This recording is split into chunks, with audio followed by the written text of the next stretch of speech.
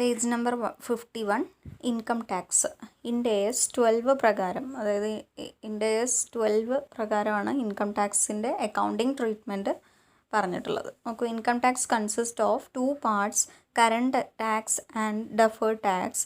As per the accrual concept, income tax must be accrued in the accounting period in which income was earned. Similarly, tax benefits must be recorded in the accounting period in which expenses are incurred. Income tax സാധാരണയായിട്ട് 2 ടൈപ്പാണുള്ളത്, current ടാക്സും deferred ടാക്സും. Current tax എന്ന് വെച്ചാൽ ഇപ്പോൾ, അതായത് ഈ accounting പീരീഡിൽ പേ ചെയ്യാനുള്ള ടാക്സാണ് കറണ്ട് ടാക്സ്. ഡെഫേർഡ് ടാക്സ് എന്ന് വെച്ചാൽ ഡിലേയ്ഡ് ടാക്സ് അല്ലെങ്കിൽ ലേറ്റർ പേയ്മെൻറ്റ് ഓഫ് ടാക്സിനെയാണ് ഡെഫേർഡ് ടാക്സ് എന്ന് പറയുന്നത്. അത് പിന്നീട് കറക്റ്റായിട്ടുള്ള ഡെഫിനിഷൻസ് നമുക്ക് പഠിക്കാനുണ്ട് കേട്ടോ. അപ്പോൾ അക്രൂവൽ കൺസെപ്റ്റ് പ്രകാരം ഇത്തരത്തിൽ 2 ടാക്സാണ് നമുക്കുള്ളത്.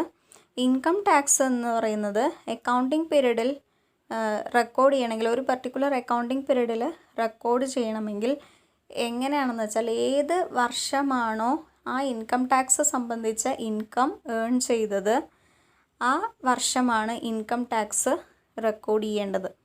അതേപോലെ ടാക്സ് ബെനിഫിറ്റ്സും റെക്കോർഡ് ചെയ്യേണ്ടത് ഏത് വർഷമാണോ എക്സ്പെൻസ് ഇൻകർ ആയത്, ആ വർഷമാണ് ടാക്സ് ബെനിഫിറ്റ്സ് റെക്കോർഡ് ചെയ്യേണ്ടത്.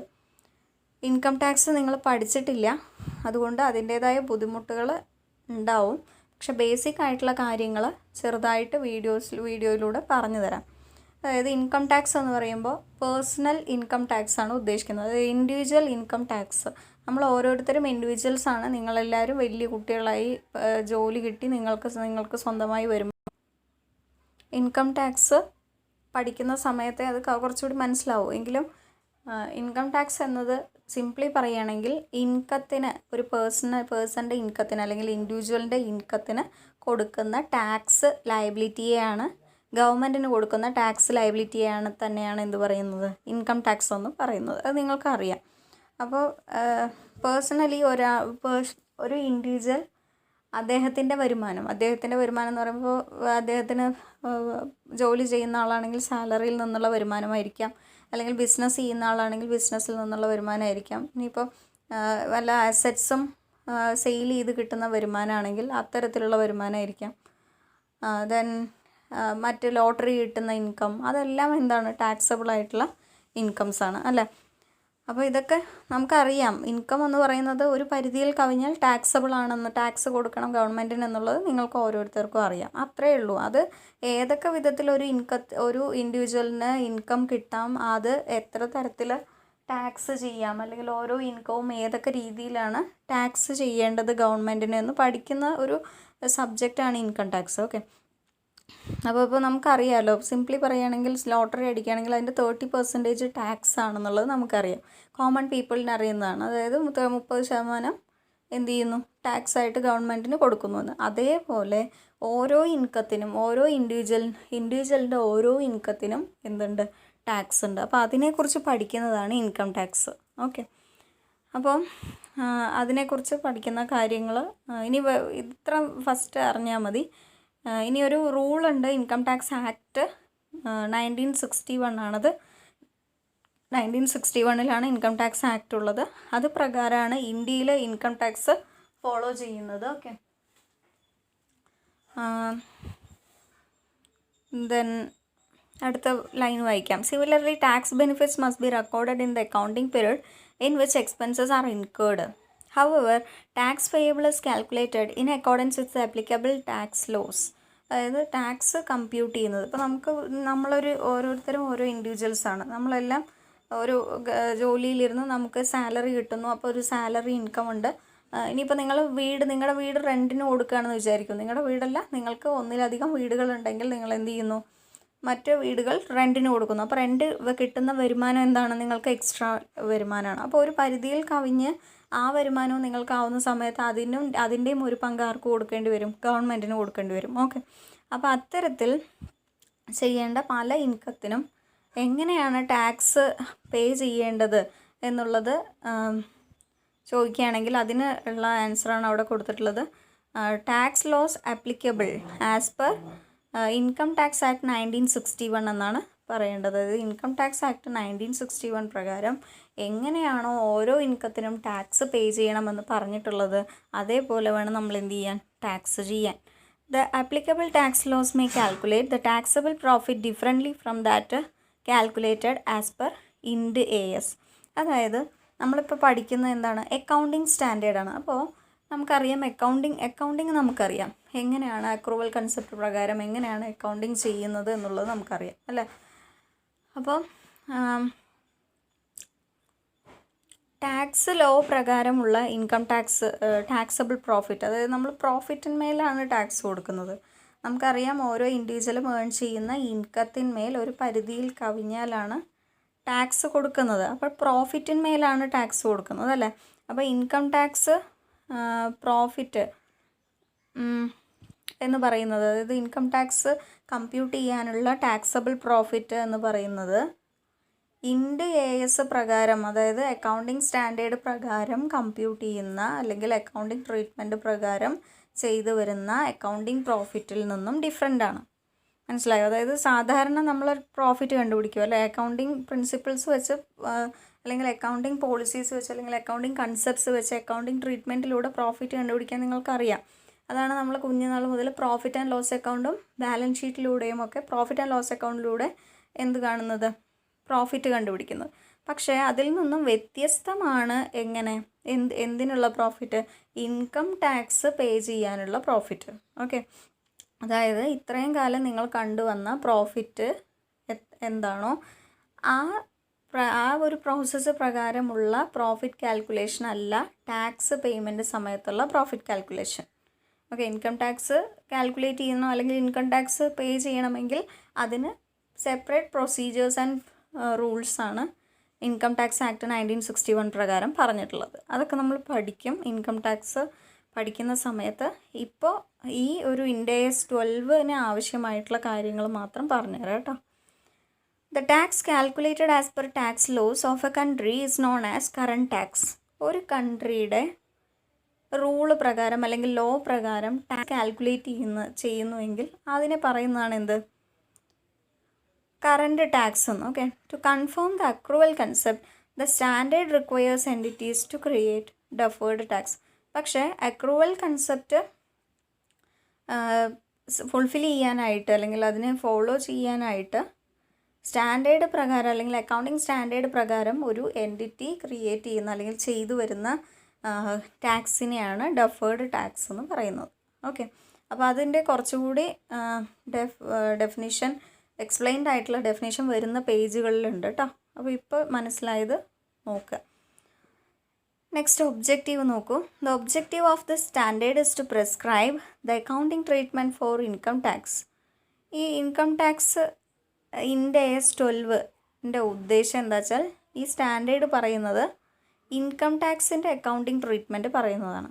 നമ്മളിപ്പോൾ Ind AS 2 എന്താ പഠിച്ചത്, ഇൻവെൻറ്ററിയുടെ റൂള് പറയുന്നു അല്ലെങ്കിൽ ഇൻവെൻറ്ററിയുടെ അക്കൗണ്ടിങ് ട്രീറ്റ്മെൻറ്റ് പറയുന്നു. അപ്പോൾ അതേപോലെ ഇൻകം ടാക്സിൻ്റെ അക്കൗണ്ടിങ് ട്രീറ്റ്മെൻറ്റ് പറയുന്നതാണ് ഈ സ്റ്റാൻഡേർഡ് Ind AS 12.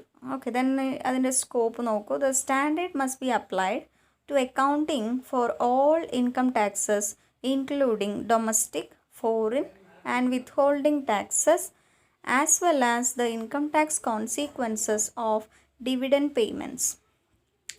എവിടെയൊക്കെയാണ് ഇൻകം ടാക്സിൻ്റെ ഈ ഒരു റൂള് അല്ലെങ്കിൽ ഈ ഒരു സ്റ്റാൻഡേർഡ് ആപ്ലിക്കബിൾ ആയിരിക്കുന്നതെന്ന് വെച്ചാൽ എല്ലാ ഇൻകം ടാക്സിലും എന്ന് പറയുമ്പോൾ നമ്മൾ പറഞ്ഞുവല്ലോ പലതരത്തിലുള്ള ഇൻകംസ് ഉണ്ട്, അതിനൊക്കെ നമ്മൾ ടാക്സ് കൊടുക്കണം. എന്ത്, സാലറി ഇൻകം, ദെൻ ബിസിനസ്സിൽ നിന്നുള്ള ഇൻകം, വീട് റെൻറ്റിന് കൊടുത്താലുള്ള ഇൻകം, ലോട്ടറി അടിച്ചാലുള്ള ഇൻകം. അപ്പോൾ അത്തരത്തിൽ വേരിയസ് ആയിട്ടുള്ള ഇൻകംസ് ഉണ്ട്. അപ്പോൾ ആ ഇൻകത്തിന് മുഴുവൻ നമ്മൾ എന്ത് ചെയ്യണം, ടാക്സ് കൊടുക്കണം. അപ്പോൾ ഈ ടാക്സ് കൊടുക്കുന്ന all types of incomes including domestic and foreign and with holding taxes, അതായത് നമ്മുടെ കൺട്രിയുടെ ഉള്ളിൽ തന്നെ ഏൺ ചെയ്ത ഇൻകത്തിന് കൊടുക്കുന്ന ടാക്സ്.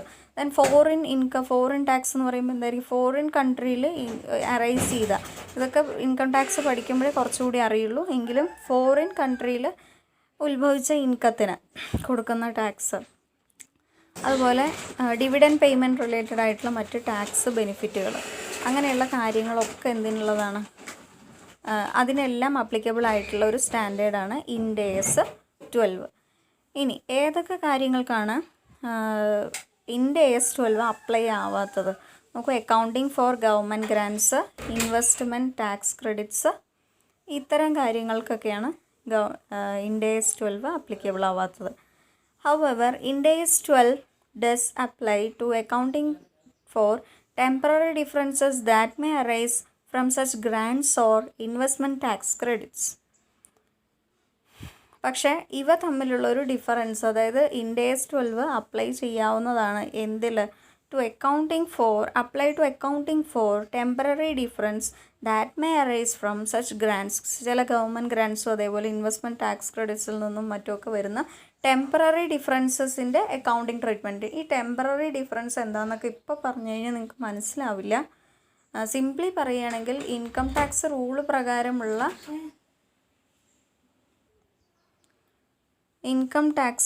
പ്രകാരമുള്ള ഒരു ടാക്സബിൾ പ്രോഫിറ്റ് ഉണ്ടാവും, അതേപോലെ അക്കൗണ്ടിങ് റൂൾസ് പ്രകാരമുള്ള ടാക്സബിൾ പ്രോഫിറ്റ് ഉണ്ടാവും. അപ്പോൾ അവ തമ്മിലുള്ള ഡിഫറൻസ് ഉണ്ടാവുമല്ലോ, അവ തമ്മിലുള്ള ഡിഫറൻസസിനെയാണ് ടെമ്പററി ഡിഫറൻസ് എന്ന് പറയുക. അപ്പോൾ എന്തുകൊണ്ടാണ് ഈ ടെമ്പററി ഡിഫറൻസ് എന്ന് പറയുന്നതെന്ന് വെച്ചാൽ, ചില സമയത്ത് നമുക്ക് തന്നെ അറിയാം, ഇപ്പോൾ ഒരു ഇൻകം ഏൺ ചെയ്യുന്ന സമയത്ത് നമ്മൾ അക്കൗണ്ടിങ്ങിൽ പ്രകാരം എങ്ങനെയാണ് അത് ചെയ്യുക? ഇൻകം ഏൺ ചെയ്താൽ അതിനെ ഇൻകം റിസീവ്ഡ് ആയിട്ട് കണക്കാക്കും. പക്ഷേ ഇൻകം ടാക്സിൽ എങ്ങനെ ചെയ്യുകയെന്ന് വെച്ചാൽ, ഇൻകം ആക്ച്വലി ക്യാഷായിട്ട് കിട്ടിയാൽ മാത്രമാണ് ഇൻകമായിട്ട് കണക്കാക്കാറുള്ളത്. ഓക്കെ, അപ്പോൾ അതിൽ ഒരു ഡിഫറൻസ് വരും, അതായത് അക്കൗണ്ടിങ് പ്രോഫിറ്റിലും ഡിഫറൻസ് വരും, അതേപോലെ ടാക്സബിൾ പ്രോഫിറ്റിലും ഡിഫറൻസ് വരില്ലേ? കാരണം അക്കൗണ്ടിങ് പ്രോഫിറ്റ് കമ്പ്യൂട്ട് ചെയ്യുന്ന സമയത്ത് അക്കൗണ്ടിങ് റൂൾ പ്രകാരം ഇൻകം റിസീവ് ചെയ്തിട്ടില്ലെങ്കിലും ഇൻകം ഡ്യൂ ആയി കഴിഞ്ഞാൽ അത് റിസീവ്ഡ് ആയിട്ട് കണക്കാക്കും. പക്ഷേ ഇൻകം ടാക്സിൽ ഒരിക്കലും എന്ത് ചെയ്യില്ല, ആ ഇൻകം റിസീവ് ചെയ്യുന്നത് വരെ റിസീവ് ചെയ്തു എന്ന് കാണിക്കില്ല. കാരണം റിസീവ് ചെയ്തു എന്ന് കാണിച്ചാൽ ആ ഇൻകം അവിടെ ടോട്ടൽ ഇൻകത്തിൽ വരും, ആ ടോട്ടൽ ഇൻകത്തിൽ നമ്മൾ ടാക്സ് കൊടുക്കേണ്ടി വരും അല്ലേ? അപ്പോൾ അതാണ് ഈ ഒരു ടെമ്പററി ഡിഫറൻസ് എന്നതുകൊണ്ട് ഉദ്ദേശിക്കുന്നത്. ഇതിനെക്കുറിച്ച് കൂടുതൽ ഇനി വരും പേജുകളിലൊക്കെ ഉണ്ട് കേട്ടോ. ഇനി കുറച്ച് ഡെഫിനിഷൻസ് ആണ് അവിടെ ഉള്ളത്. നോക്കൂ, accounting profit is the net profit or loss for a period before deducting tax expenses. അപ്പോൾ അക്കൗണ്ടിങ് പ്രോഫിറ്റ് എന്ന് പറയുന്നത് എന്താണ്? അത് പ്രോഫിറ്റ് തന്നെയാണ്. ഇൻകം ടാക്സ് ലയബിലിറ്റി അല്ലെങ്കിൽ ഇൻകം ടാക്സ് എക്സ്പെൻസ് മൈനസ് ഈ മുൻപുള്ള പ്രോഫിറ്റിനെയാണ് അക്കൗണ്ടിങ് പ്രോഫിറ്റ് എന്ന് പറയുക. ഓക്കെ, നമ്മൾ അക്കൗണ്ടിങ് പ്രോഫിറ്റ് ആദ്യം കണ്ടുപിടിച്ച് വയ്ക്കും അല്ലേ? അതൊരു ബിസിനസ്സിന് ആർക്കാണെങ്കിലും ഒരു പ്രോഫിറ്റ് അറിഞ്ഞിരിക്കണം. ബിസിനസ്സിനാണെങ്കിലും ബാങ്കിങ് ബിസിനസ്സിനാണെങ്കിലും ട്രേഡിംഗ് ബിസിനസ്സിനാണെങ്കിലും എല്ലാവർക്കും പ്രോഫിറ്റ് അറിഞ്ഞിരിക്കണം. പക്ഷേ P&L ചെയ്തിട്ട് നമ്മൾ എന്ത് ചെയ്യും? അക്കൗണ്ടിങ് പ്രോഫിറ്റ് ആദ്യം കമ്പ്യൂട്ട് ചെയ്ത് വയ്ക്കും. എന്നിട്ട് അതിൽ നിന്നാണ് എന്ത് ചെയ്യുന്നത്? ടാക്സും മറ്റോ കാര്യങ്ങളുമൊക്കെ ടാക്സ് എക്സ്പെൻസും മറ്റുമൊക്കെ മൈനസ് ചെയ്യുന്നത്. അപ്പോൾ ഈ ടാക്സ് എക്സ്പെൻസ് മൈനസ് ചെയ്യുന്നതിന് മുൻപുള്ള പ്രോഫിറ്റിനെ തന്നെയാണ് എന്ത് പറയുക? അക്കൗണ്ടിങ് പ്രോഫിറ്റ് എന്ന് പറയുക. അതായത് നിങ്ങൾ ഇതുവരെ കുഞ്ഞുനാൾ മുതൽ ഇതുവരെ ചെയ്യാൻ പ്രോഫിറ്റ് കണ്ടുപിടിച്ച് ശീലിച്ചിട്ടുണ്ടല്ലോ P&L-ലൂടെ, ആ പ്രോഫിറ്റിനെയാണ് എന്ത് പറയുക? അക്കൗണ്ടിങ് പ്രോഫിറ്റ് എന്ന് പറയുക. ഇനി പുതിയൊരു ഐറ്റം നിങ്ങൾ പഠിക്കുകയാണ്, taxable profit. Taxable profit is the profit for a period determined in accordance with the rules established by the taxation authorities based on which income taxes are payable. അപ്പോൾ tax authority പറഞ്ഞത് പ്രകാരം അക്കൗണ്ടിങ്ങിൽ ഉള്ള കാര്യങ്ങൾ, അത് accounting എന്ന് പിന്നെ പറയാൻ പറ്റില്ല, അതായത് ടാക്സ് അതോറിറ്റീസ് എസ്റ്റാബ്ലിഷ് ചെയ്ത റൂൾസ് പ്രകാരം കമ്പ്യൂട്ട് ചെയ്തിട്ടുള്ള പ്രോഫിറ്റിനെ, ആ പ്രോഫിറ്റിന്മേലാണ് ടാക്സബിൾ അതോറിറ്റിക്ക് ടാക്സ് പേ ചെയ്യേണ്ടതെങ്കിൽ ആ ഒരു പ്രോഫിറ്റിനെയാണ് എന്ത് പറയുക? ടാക്സബിൾ പ്രോഫിറ്റ് എന്ന് പറയുക. ടാക്സബിളിൻ്റെ വേർഡ് മീനിങ് എന്താണ്?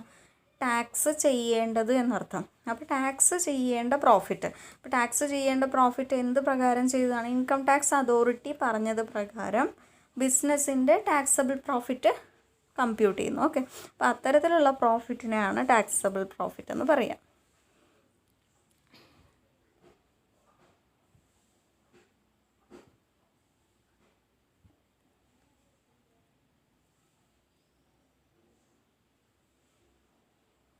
ഓക്കെ, ദെൻ പേജ് നമ്പർ 52 നോക്കൂ, അടുത്ത ഡെഫിനിഷൻ ടാക്സ് എക്സ്പെൻസ്. അപ്പോൾ എന്താണ് ടാക്സ് എക്സ്പെൻസ്? നമ്മൾ നേരത്തെ എന്താ പറഞ്ഞത്? ടാക്സബിൾ പ്രോഫിറ്റ്, ടാക്സ് ചെയ്യാനുള്ള പ്രോഫിറ്റ്. അതായത് ടാക്സബിൾ ആയിട്ടുള്ള നമുക്ക് കൂടുതൽ വരുന്ന ഇൻകത്തിന് നമുക്ക് ടാക്സ് കൊടുക്കണമെന്നറിയാം, ഗവൺമെൻറ്റിന് ടാക്സ് കൊടുക്കണമെന്നറിയാം. അപ്പോൾ അത്തരത്തിൽ പ്രോഫിറ്റായിട്ട് ടാക്സബിൾ ആവേണ്ട എമൗണ്ട് എത്രയാണെന്ന് കണ്ടുപിടിച്ച് വെച്ചിട്ടുണ്ടാവും. പക്ഷേ കണ്ടുപിടിച്ച എമൗണ്ട് മുഴുവനായിട്ട് നമ്മൾ ടാക്സ് ആയിട്ട് അടയ്ക്കണോ? വേണ്ട. അപ്പോൾ ഈ ടാക്സബിൾ പ്രോഫിറ്റിൻ്റെ ഒരു പേഴ്സൻറ്റേജ് ആണ് എന്തായിട്ട് അടയ്ക്കുന്നത്? ടാക്സ് ആയിട്ട് ഗവൺമെൻറ്റിന് പേ ചെയ്യുന്നത്. ഓക്കെ, അപ്പോൾ എന്താണ് ടാക്സ് എക്സ്പെൻസ് നോക്കാം. Tax expense for a period is the total of current tax and deferred tax. Current ടാക്സിൻ്റെയും ഡെഫേർഡ് ടാക്സിൻ്റെയും ആകെത്തുകയാണ് ടാക്സ് എക്സ്പെൻസ് എന്ന് പറയുന്നത്. കുറച്ചുകൂടി സിംപ്ലിഫൈ ചെയ്ത് പറയുകയാണെങ്കിൽ ടാക്സബിൾ പ്രോഫിറ്റിന് മുഴുവനായിട്ട് നമ്മൾ എന്ത് ചെയ്യില്ല? ടാക്സ് അടയ്ക്കില്ല. ടാക്സബിൾ പ്രോഫിറ്റിൻ്റെ ഒരു സർട്ടൺ പെർസെൻറ്റേജ്, 5%, 30% ഓർ 20%, അതിൻ്റെ സ്ലാബ് റേറ്റ് എന്നാണ് അതിന് പറയുക. അതായത് ഏത് പെർസെൻറ്റേജിലാണ് ടാക്സ് പേ ചെയ്യേണ്ടതെന്ന് ഒക്കെ നമ്മൾ ഇൻകം ടാക്സിലാണ് പഠിക്കുക. ആവശ്യം വരുന്ന സമയത്ത് ഇൻകം ടാക്സിലെ ചെറിയ ചെറിയ കാര്യങ്ങൾ ഇപ്പോൾ പഠിക്കാം. ഓക്കെ, അപ്പോൾ ടാക്സ് എക്സ്പെൻസ് എന്ന് പറയുമ്പോൾ ടാക്സ് ആയിട്ട് എത്ര എമൗണ്ട് ആണോ പേ ചെയ്യുന്നത്, പേ ചെയ്യേണ്ടി വരുന്നത്, എക്സ്പെൻസ് ആയിട്ട് വരുന്നത്, അത് തന്നെയാണ് ടാക്സ് എക്സ്പെൻസ്. ഇനി current tax is the amount of income tax payable on the taxable profit for a period. ഒരു പീരീഡിലേക്കുള്ള ടാക്സബിൾ പ്രോഫിറ്റിൽ നിന്നും നമ്മൾ എത്ര രൂപയാണ് ടാക്സ് അതോറിറ്റിക്ക് പേ ചെയ്യുന്നത് ആസ് ടാക്സ്, അതിനെ പറയുന്നതാണ് എന്ത്? Current tax. ഓക്കെ, ഇനി കറണ്ട് ടാക്സിൻ്റെ വേറൊരു ഡെഫിനിഷൻ കൂടി കൊടുത്തിട്ടുണ്ട്. നോക്കൂ. As already stated, current tax is the amount of income taxes payable in respect of the taxable profit for a period. മേലെ പറഞ്ഞിട്ടുള്ള അതേ കാര്യം തന്നെയാണ് പറഞ്ഞിട്ടുള്ളത്. നോക്കൂ, കറണ്ട് ടാക്സ് എന്ന് പറയുന്നത് it is the amount of income tax payable. എത്ര എമൗണ്ട് ആണോ ടാക്സബിൾ ആയിട്ടുള്ളത്, ഇൻകം ടാക്സ് പേയബിൾ ആയിട്ടുള്ളത്, ആ എമൗണ്ടിനെയാണ് എന്ത് പറയുക? കറണ്ട് ടാക്സ് എന്ന് പറയുക. ഓക്കെ, ടാക്സബിൾ ആയിട്ടുള്ള പ്രോഫിറ്റിന്മേൽ എത്ര എമൗണ്ട് ആണോ ഇൻകം ടാക്സ് ആയിട്ട് പേ ചെയ്യാനുള്ളത്, ആ എമൗണ്ടാണ് കറണ്ട് ടാക്സ്. ഇതിനടുത്ത് കറണ്ട് ടാക്സ് ലയബിലിറ്റീസ് ആൻഡ് അസറ്റ്സിനെ എങ്ങനെയാണ് റെക്കഗ്നൈസ് ചെയ്യുക എന്നുള്ളത് ഒക്കെ പുതിയ ടേംസാണ്. ചെറുതായിട്ടൊക്കെ മനസ്സിലാക്കി വയ്ക്കുക. അതായത് according to Ind AS 12, any unpaid tax in respect of the current or prior period should be recognised as a liability. If the tax paid in respect of current and prior period exceeds the amount due for those periods, the excess shall be recognized as an asset. അപ്പോൾ ഇത് രണ്ടും പറഞ്ഞു കഴിഞ്ഞു. Current tax ലയബിലിറ്റിയും current tax അസറ്റും. അപ്പോൾ current tax എന്താണെന്ന് പറഞ്ഞു. ഇനി കറണ്ട് ടാക്സ് അസറ്റ് ഉണ്ട്, കറണ്ട് ടാക്സ് ലയബിലിറ്റി ഉണ്ട്. അസറ്റ് എന്ന് പറയുമ്പോൾ നമുക്കറിയാം നമ്മുടെ ബിസിനസ്സിൻ്റെ കയ്യിൽ തന്നെ ഉള്ള ക്യാഷ്, അല്ലെങ്കിൽ ഉള്ള ക്യാഷ് എന്നല്ല, ഉള്ള പ്രോപ്പർട്ടീസിനെയാണ് എന്ത് പറയുക? അസറ്റ് എന്ന് പറയുക. ലയബിലിറ്റീസ് എന്ന് പറയുമ്പോൾ തേർഡ് പാർട്ടിക്ക് പേ ചെയ്യാനുള്ളതാണ്. അപ്പോൾ എപ്പോഴാണ് ഈ ടാക്സ് അസറ്റും ലയബിലിറ്റിയും ആവുക എന്നുള്ളതാണ് അടുത്തത് പറയുന്നത്. അപ്പോൾ എങ്ങനെയാണ് ഒരു കറണ്ട് ടാക്സിനെ കറണ്ട് ടാക്സ് അസറ്റ് ആണോ കറണ്ട് ടാക്സ് ലയബിലിറ്റി ആണോ എന്ന് റെക്കഗ്നൈസ് ചെയ്യുന്നത്? നമ്മൾ മുൻപ് എക്സ്പെൻസ് റെക്കഗ്നൈസ് ചെയ്യാനും മറ്റുമൊക്കെ പഠിച്ചു. അപ്പോൾ അതേപോലെയുള്ള കാര്യമാണ് ഇവിടെ പറയുന്നത്. ശ്രദ്ധിക്കുക. ഇൻകം ടാക്സ് ഈ വർഷം പേ ചെയ്യാനുണ്ട്. അതായത് unpaid tax in respect of current period. ഈ പീരീഡിനെ സംബന്ധിച്ചിടത്തോളം പേ ചെയ്യാതിരുന്ന ടാക്സിനെയാണ് എന്ത് പറയുക? കറണ്ട് ടാക്സ് എന്ന് പറയുക. ഓക്കെ, പേ ചെയ്യാൻ ബാക്കിയുള്ള ടാക്സ്, അതായത് ടാക്സ് എന്താണ് കൊടുക്കാനുണ്ട്, അപ്പോൾ അതിന് ടാക്സ് ലയബിലിറ്റി എന്ന് പറഞ്ഞു. ഇനി ടാക്സ് അസറ്റ് എന്താ നോക്കൂ. ഈ വർഷം കൊടുക്കാനുള്ള ടാക്സ് എന്ന് പറയുന്നത് ആക്ച്വലി എക്സസ് എമൗണ്ട് ആണ്. അതായത് ആക്ച്വലി ലയബിലിറ്റി അത്രയ്ക്കില്ല. കറണ്ട് ടാക്സ് ഇപ്പോൾ 50,000 കൊടുക്കാനുള്ളത്, പക്ഷെ നമ്മൾ എത്ര കൂടുതലായിട്ട് കൊടുത്തു? 60,000 കൊടുത്തു. അങ്ങനെയെങ്കിൽ ആ എക്സ്ട്രാ 10,000 എന്താണ്? കറണ്ട് ടാക്സ് അസറ്റാണ്. ഓക്കെ, ഇനിയിപ്പോൾ കറണ്ട് ലയബിലിറ്റിയുടെ ഒരു എക്സാമ്പിൾ പറയുകയാണെങ്കിൽ 50,000 ആണ് ടാക്സ് കൊടുക്കാനുള്ളത്, നമ്മൾ എത്രയേ കൊടുത്തുള്ളൂ? 40,000 കൊടുത്തുള്ളൂ. അപ്പോൾ അതിനെന്ത് പറയും?